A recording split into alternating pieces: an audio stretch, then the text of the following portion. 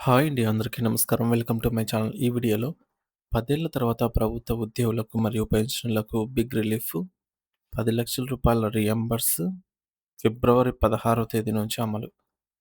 So, ఈ పథకం గురించి పూర్తి వివరాలు ఈ వీడియోలో తెలుసుకుందాము. వీడియో ఎక్కడే గాని స్కిప్ చేయకుండా ఎండ్ వరకు చూసేయండి. అప్పుడే ఇన్ఫర్మేషన్ పూర్తిగా అర్థమవుతుంది. అలాగే వీడియో చూస్తున్న ప్రతి ఒక్కరు వీడియోకైతే లైక్ చేయండి ఫ్రెండ్స్. ఈ వీడియోని తోటి ఉద్యోగ, పెన్షన్ మిత్రులతో అయితే షేర్ చేయండి. కొత్తగా మన ఛానల్ చూస్తున్న వారు ఇంకా ఎవరైనా సబ్స్క్రైబ్ చేసుకోకుంటే వెంటనే మన ఛానల్‌ని సబ్స్క్రైబ్ చేసుకోండి. సో, దీని ద్వారా నేను చేసే లేటెస్ట్ వీడియోస్ అన్నీ మీ వరకు రీచ్ అవుతాయి. ఇక ఆలస్యం చేయకుండా వివరాల్లోకైతే వెళ్ళిపోదాము.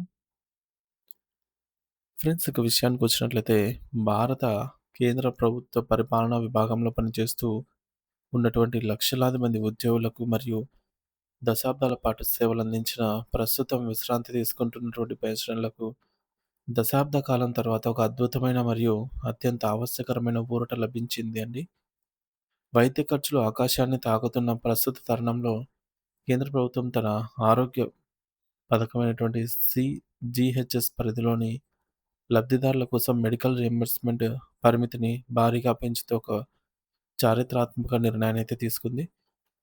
సరిగ్గా 10 ఏళ్ల సుదీర్ఘ నిరీక్షణ తర్వాత ఈ మార్పు ఫిబ్రవరి 16, 2026 నుంచి అధికారికంగా అమల్లోకైతే రాబోతుంది.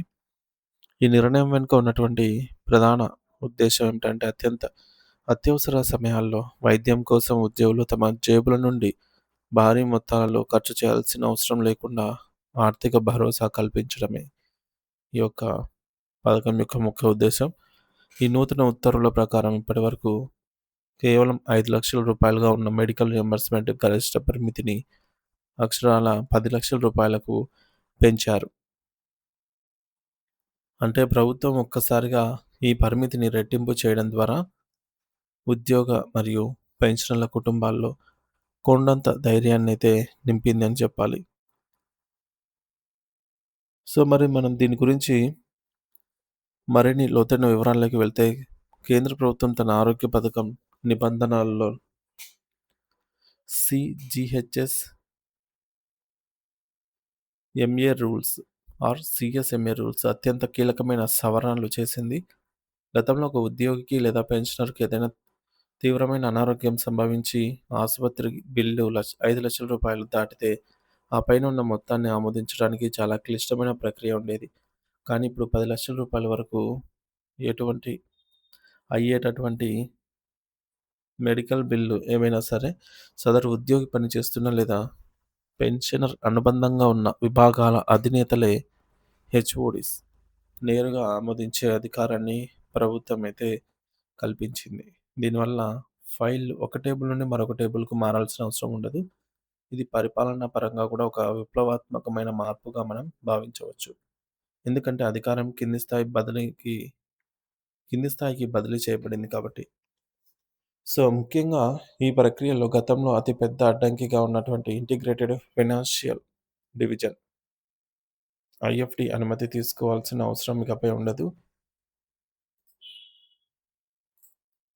సాధారణంగా ఆర్థిక శాఖలోని ఈ విభాగం అనుమతి కోసం బిల్లులు వెళ్ళినప్పుడు వాటిని క్షుణ్ణంగా పరిశీలించి ఆమోదముద్ర వేయడానికి నెలల తరబడి సమయం పట్టేది. దీనివల్ల శస్త్రచికిత్సలు చేయించుకున్న ఉద్యోగులు లేదా పెన్షనర్స్ తమ సొంత డబ్బులు లేదా అప్పులు తెచ్చి కట్టినటువంటి మొత్తాన్ని తిరిగి పొందడానికి ఏళ్ల తరబడి వేచి చూడాల్సి వచ్చేది. ఇప్పుడు ఈ నిబంధన 10,00,000 వరకు సడలించడం వల్ల అత్యవసర వైద్య బిల్లుల క్లెయిమ్స్ యుద్ధ ప్రాతిపదికన పరిష్కారం అవుతాయని కేంద్ర వైద్య ఆరోగ్య శాఖ అయితే స్పష్టం చేసింది. ఈ నిర్ణయం వల్ల ఉద్యోగులు మరియు వారి కుటుంబ సభ్యులు ఎదుర్కొంటున్న మానసిక, ఆర్థిక మరియు ఇబ్బందుల ఇబ్బందులకు తక్షణ పరిష్కారం అయితే లభిస్తుందని భావిస్తోంది. ఇకపోతే కేంద్ర వైద్య ఆరోగ్య శాఖ ఫిబ్రవరి 16న విడుదల చేసిన ఈ సరికొత్త ఆఫీస్ మెమరాండంలో ప్రస్తుత జీవన ప్రమాణాలు మరియు పెరుగుతున్న కార్పొరేట్ వైద్య ఖర్చులను ప్రధానంగా ప్రస్తావించింది. 10 ఏళ్ల క్రితం ఉన్న వైద్య ఖర్చులకు, ఇప్పటి ఖర్చులకు పొంతన లేదని, గుండె ఆపరేషన్లు, క్యాన్సర్ చికిత్సలు లేదా కిడ్నీ మార్పిడి వంటి ఖరీదైన వైద్య సేవలకు రూ. 5,00,000 ఏమాత్రం సరిపోవడం లేదని ప్రభుత్వం గుర్తించింది. అందుకే ప్రస్తుత పరిస్థితులకు అనుగుణంగా సీలింగ్ పరిమితిని మార్చడం అనివార్యమని భావించి దీనిని 10,00,000కు ఖరారు చేసింది. అయితే ఇక్కడ ఒక ముఖ్యమైన నిబంధన కూడా ప్రభుత్వం గుర్తు చేసింది. ఈ క్లెయిమ్స్ అన్నీ కూడా సీజీహెచ్ఎస్ నిర్ణయించిన ప్యాకేజీ రేట్ల ఆధారంగానే లెక్కించబడతాయి. అంటే ఆసుపత్రి బిల్లులు ఎంత ఉన్నప్పటికీ ప్రభుత్వం గుర్తించిన ధరల పట్టిక ప్రకారంగా గరిష్టంగా 10,00,000 వరకు రియంబర్స్‌మెంట్ లభిస్తుంది. సీజీహెచ్ఎస్ లేదా సీఎస్ నిబంధనలకు విరుద్ధంగా ఎటువంటి మినహాయింపులు ఉండకూడదని అధికారులు స్పష్టం చేశారు. మెడికల్ రీయింబర్స్‌మెంట్ చరిత్రను మనం ఒకసారి గమనిస్తే 2016వ సంవత్సరానికి ముందు ఈ పరిమితి కేవలం రూ. 2,00,000గా మాత్రమే ఉండేది. అప్పట్లో ఏడో వేతన సంఘం సిఫార్సుల తర్వాత దానిని రూ. 5,00,000కు పెంచారు. ఇప్పుడు మళ్ళీ సరిగ్గా 10 ఏళ్ల తర్వాత అంటే 2026లో దీన్ని రూ. 10,00,000కు పెంచడం జరిగింది. సో, ఇది కాలక్రమేణా పెరుగుతున్న వైద్య అవసరాలను ప్రభుత్వం గుర్తిస్తోందని చెప్పడానికి ఒక నిదర్శనం. ఈ పెంపుదల కేవలం కేంద్ర ప్రభుత్వ ఉద్యోగులకే కాకుండా దేశవ్యాప్తంగా ఉన్న విశ్రాంత సైనికులకు మరియు ఇతర కేంద్ర ప్రభుత్వ పెన్షనర్లకు కూడా వర్తించడం విశేషం. దీనివల్ల వృద్ధాప్యంలో వైద్య ఖర్చుల భారం మోయలేక సతమతమవుతున్నటువంటి పెన్షనర్లకు ఒక కొండంత అండ లభించినట్లయింది. కేంద్ర ప్రభుత్వం తీసుకున్న ఈ సాహసోపేతమైన మరియు మానవీయ నిర్ణయం ఇప్పుడు ఆంధ్రప్రదేశ్ వంటి రాష్ట్రాల్లో కూడా చర్చనీయాంశంగా మారింది. ఏపీలో పనిచేస్తున్న రాష్ట్ర ప్రభుత్వ ఉద్యోగులు, ఉపాధ్యాయులు మరియు పెన్షనర్లు కూడా తమ మెడికల్ రియంబర్స్‌మెంట్ పరిమితిని ఇదే రీతిలో పెంచాలని కోరుతున్నారు. ప్రస్తుతం రాష్ట్రంలో ఉన్న ఆరోగ్య పథకాల్లో ఈహెచ్ఎస్ గరిష్ట పరిమితులు మరియు నిధుల విడుదల విషయంలో అనేక ఇబ్బందులు ఉన్నాయని కేంద్రం తరహాలోనే రాష్ట్ర ప్రభుత్వం కూడా రూ. 10,00,000 వరకు ఈ హెచ్ఓడీస్‌కి పవర్స్ ఇస్తూ ఉత్తర్వులు జారీ చేయాలని ఉద్యోగ సంఘాలు డిమాండ్ చేస్తున్నాయి. కేంద్రం వేసిన ఈ ముందడుగు రాష్ట్ర ప్రభుత్వాలకు ఒక మార్గదర్శకంగా నిలుస్తుందని, త్వరలోనే అన్ని రాష్ట్రాల్లోనూ ఇటువంటి సానుకూల మార్పులొస్తాయని ఉద్యోగ లోకం ఆశాభావం వ్యక్తం చేస్తోంది. ప్రజారోగ్యం మరియు ఉద్యోగుల సంక్షేమం పట్ల ప్రభుత్వం చూపే ఇటువంటి శ్రద్ధే సుపరిపాలనకు అసలైన అర్థం అనేది తాజా పరిణామాలు నిరూపిస్తూ ఉన్నాయి. ఫ్రెండ్స్, మొత్తంగా చూసుకున్నట్లయితే గరిష్ట పరిమితి 5,00,000 నుంచి 10,00,000కు పెంపు అమలు తేదీ 16వ తేదీ నుంచి ఫిబ్రవరిలో నెల నుంచి. ఇక 10 ఏళ్ల తర్వాత తీసుకున్న కీలక నిర్ణయం అన్నమాట ఇది. 10,00,000 వరకు బిల్లులు సంబంధిత హెచ్ఓడీసే నేరుగా ఆమోదించవచ్చు. ఫైళ్ల ప్రక్రియ వేగవంతం. అలాగే అత్యవసర క్లెయిమ్స్ త్వరగా పరిష్కారం కోసం.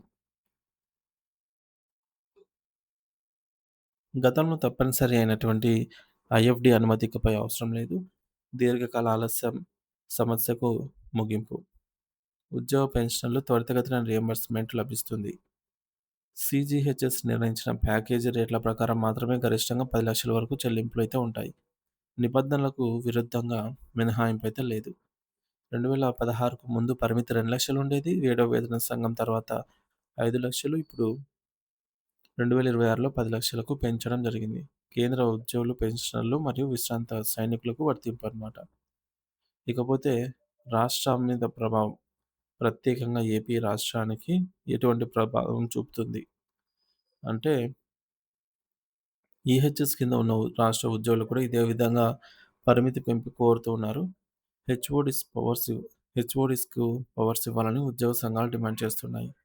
పెరుగుతున్న వైద్య ఖర్చుల నేపథ్యంలో కేంద్రం తీసుకున్న ఈ నిర్ణయం ఉద్యోగ పెన్షనర్లకు భారీ ఆర్థిక భరోసా కల్పిస్తోందని తెలుస్తోంది.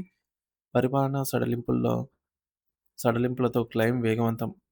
రాష్ట్రాలకు మార్గదర్శకంగా నిలిచే సంస్కరణగా అయితే దీనిని భావించవచ్చు. ఏపీలో కూడా దీన్ని అమలు చేయాలని అయితే ఉద్యోగ సంఘాలు డిమాండ్ చేస్తూ ఉన్నాయి. సో, దీనిపై మీ అభిప్రాయాన్ని కామెంట్ ద్వారా తెలియజేయండి. Thank you for watching this video.